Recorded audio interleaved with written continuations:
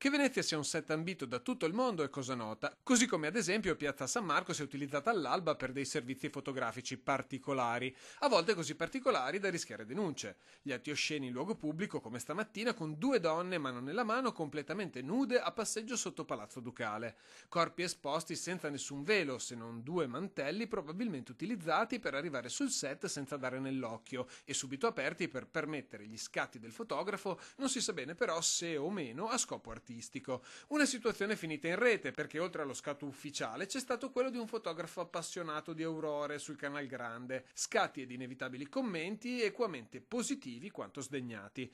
Non è il primo caso finito al pubblico dominio. Giusto un anno fa non solo Piazza San Marco e i tavolini davanti al Palazzo Ducale, ma anche alcuni pontili lungo il Canal Grande erano serviti come scenografia per alcuni scatti di modelle rigorosamente senza veli.